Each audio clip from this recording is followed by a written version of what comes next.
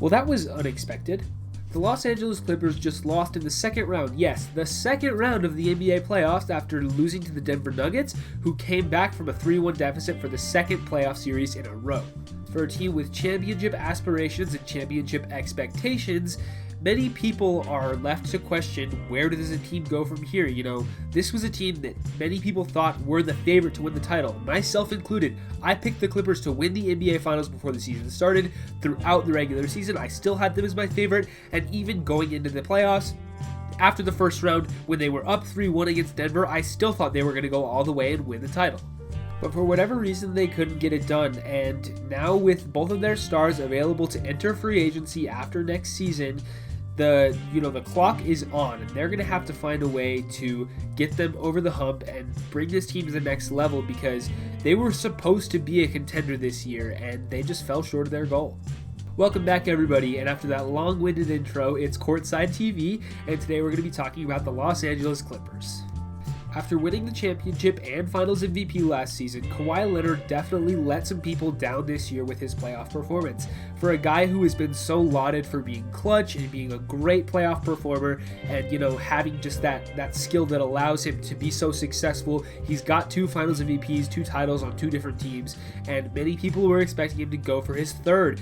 But he ultimately just wasn't very impressive in that collapse against Denver. He was good for the early part of the series, he was good in the first round, but in those last 3 games that they lost to blow that 3-1 lead, there was a lot of questions about his shot making and his clutch ability and his leadership. This whole Clippers team, all year it kind of felt like they were just a little bit checked out, and we expected them to kind of turn it on and flip it into gear, flip the switch when it came time to do it. And for a couple stretches there, it looked like they were locked in defensively, really trying. They were up 10, 15 multiple times during the series against Denver, but the Nuggets kept coming back, and the Clippers just weren't, they didn't show that mental toughness. They weren't quite tough enough to be able to withstand those Denver runs and say, hey, this is not going to happen to us. And title teams have to have that. And so I think it's fair to criticize Kawhi Leonard for his lack of leadership during this series, because it definitely showed between him and Paul George. Neither one of them wanted to take the reins and say and put their foot down, after being up 15, 20 points, whatever, put their foot down and say, hey, we're not going to lose this series. We're not going to lose this lead. And that just didn't happen. And the Nuggets came back, and I think a lot of that is on Kawhi Leonard as the superstar and as the leader of this team. So the next step for the Clippers, if they want to be this title team, if they want to be this contender, this juggernaut that a lot of us thought that they were, Kawhi is either going to have to take the reins and be the leader, be the vocal leader, and take control of games when you're up or even when you're down, or if it's close, whatever. You're the superstar, Kawhi. You're a top 5 player in the NBA. Put your foot down. We're not losing this game. And he either has to do that, or the Clippers have to find somebody who will do that. In the past years, he had a lot of help when he was on the Spurs in his younger years. He won that Finals MVP, but you got guys like Tim Duncan, Manu Ginobili, Tony Parker, whoever, all on that team helping him out. And even last year with Toronto, Kyle Lowry was amazing in the Finals. So was Fred VanVleet. Pascal Siakam helped him out there. And this year on the Clippers, they just didn't have enough of those vocal leaders that, can help these title teams really take control of series and hold leads and stay together. Because the Clippers just didn't have that it factor. They just weren't mentally tough, and they weren't ready, for this big stage. And you can pin a lot of that on Kawhi, Paul George as well. Doc Rivers is the coach, whatever. But the Clippers are going to have to either demand more out of Kawhi, their superstar, to take the lead in these clutch series moments, or find somebody else who will be a vocal leader for this team. And that also brings Paul George into this. He was not good this postseason. He had a couple of good games early on in series, especially early on in this Denver series. He was scoring like 30, 35 points, whatever, and he was playing well in the games that they were winning. But in the games that they lost, Paul George just wasn't good. And he wasn't good in the first round against Dallas. And, he's just showed his ups and downs. He hasn't ever been a great playoff performer. He had those moments in Oklahoma City with getting locked up by Joe Ingles and all those sorts of jokes about him, whatever, but it's real. It's a real thing. Playoff P, that nickname kind of started as a way to say, wow, I'm a clutch playoff performer, but it's kind of turned into playoff P means that you're not very good in the playoffs, and he just hasn't been. And I know that he's been going through mental health struggles, and he opened up about that last week, and of course I have sympathy for that. And that's, something that we should take very seriously, and I think we need to be a lot more sensitive to those things, as sports media and fans, being sensitive to players' mental health struggles. But, the fact is that Paul George wasn't good in this playoff series, and so maybe what the Clippers have to do is they're going to have to find a way to reshuffle this team and get a vocal leader in there, because if Paul George and Kawhi aren't those type of guys, and that's fine, not everybody is, you always have to, keep in mind that players just have different personalities, and these guys both aren't really, that type of guy who's going to take the reins and take control. So if neither one of them is going to be able to do that, they're going to have to find a guy who will. And I think they tried to do that with Marcus Morris, who has been known to be kind of a vocal guy.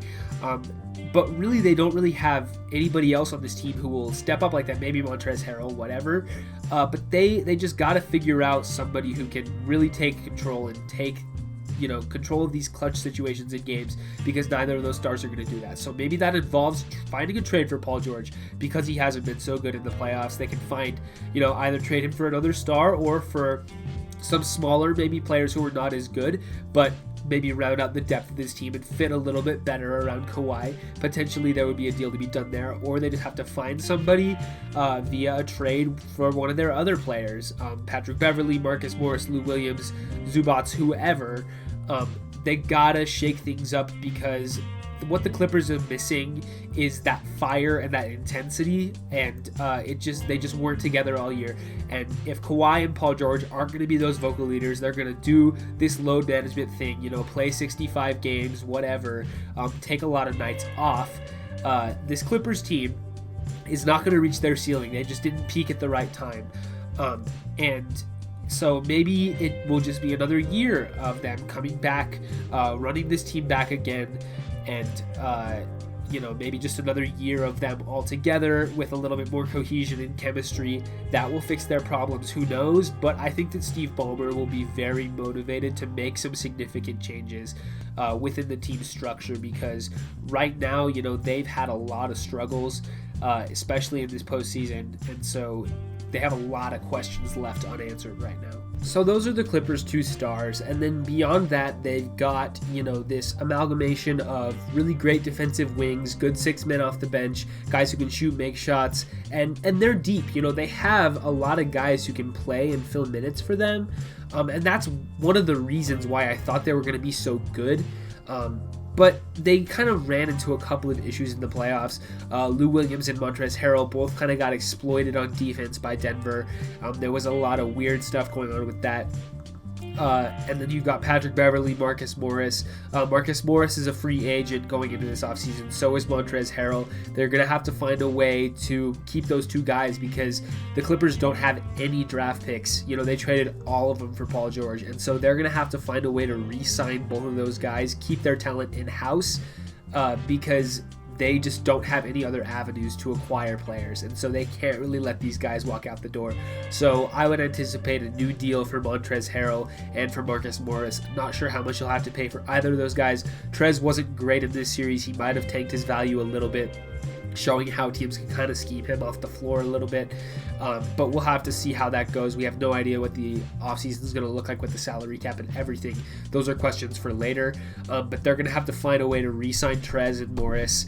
And then Lou Williams, he's great. He's a great 6-man off the bench.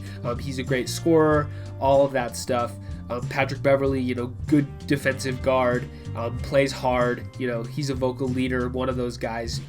The Clippers maybe didn't have enough of that, but Beverley is one of those types of players that you would look for. And people will criticize his defensive impact, whether it's a lot of yelling or if it's just like actual defense. He had a really dirty play right at the end of that Game 7 against Jamal Murray, which I thought was horrible. Pulling him down, like almost landing on his ankle, and then acting like he was the one who got fouled. It was pretty ridiculous, being down 20 points in a Game 7. He just tried to injure Jamal Murray because he was mad that they were losing. That's the kind of stuff I don't like from NBA players.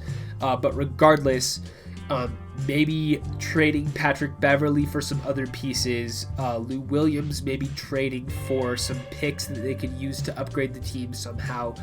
I really don't know. There's a couple moves that should be made here.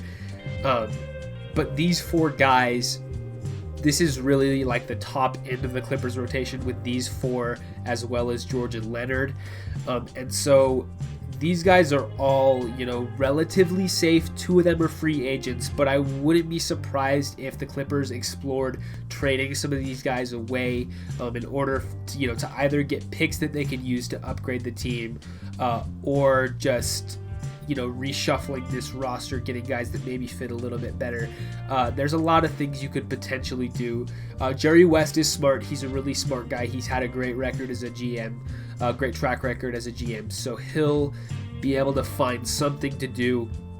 But I would anticipate that, they would explore the trade market for a lot of these Clippers role players that are making a decent amount of money. Maybe it's a sign and trade for Morris or Harrell. But I think that there might be some changes coming, some shakeups coming, even if it's not, a huge Paul George trade, maybe just with some of these role players to kind of change things up and see what they can do with that. And then looking at the Clippers cap sheet, I kind of mentioned most of this already, so we're not going to spend too long here. They have 2 significant free agents in Marcus Morris and Montrezl Harrell.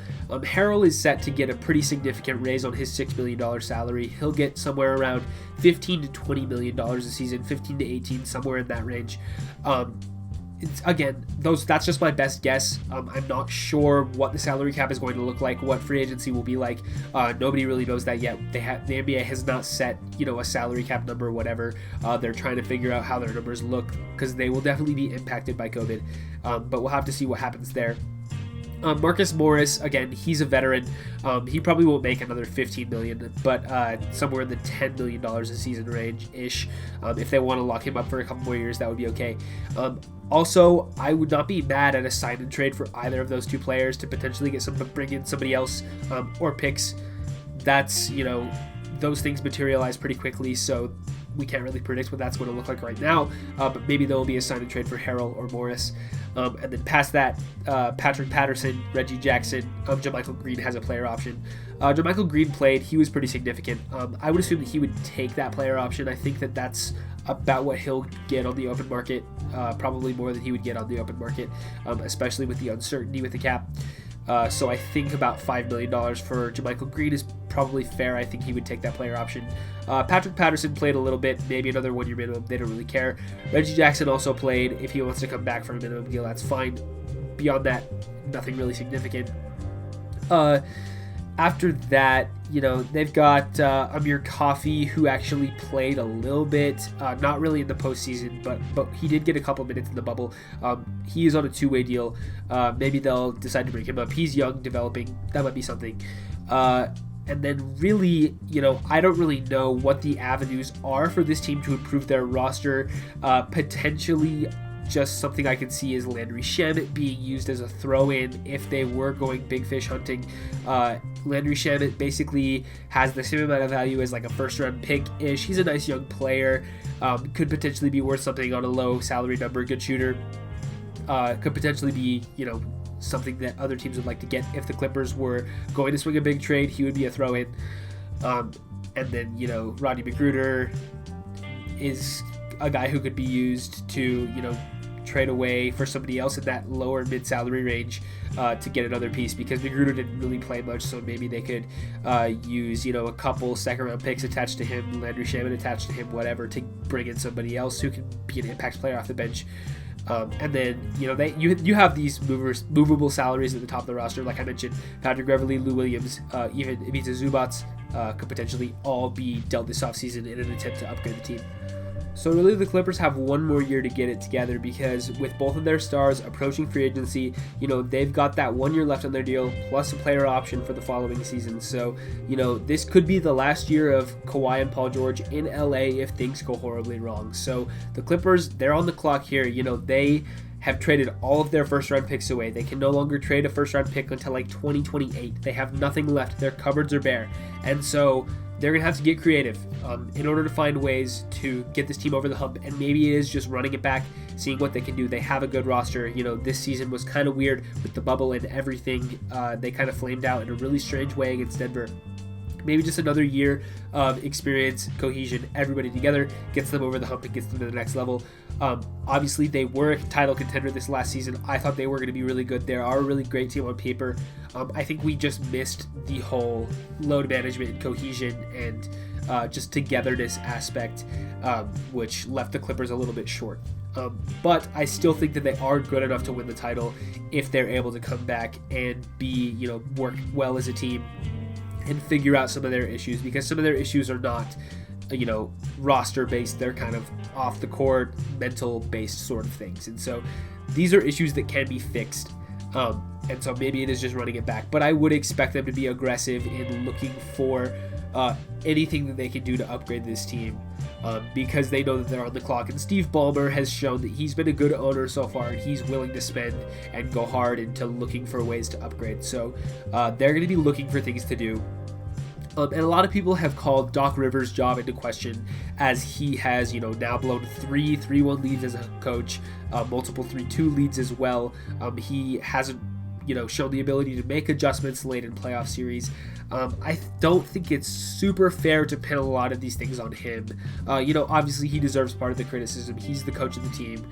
He deserves part of the blame. But I just think that what you're getting out of Doc Rivers in the regular season, as well as just for the most part in the playoffs, I think he's a good coach. He knows what he's doing. Maybe there's a couple things that are, not ideal about Doc in his game adjustment sense and whatever, but I don't think that they should consider making a coaching change unless they they really have an option out there that they feel really good about.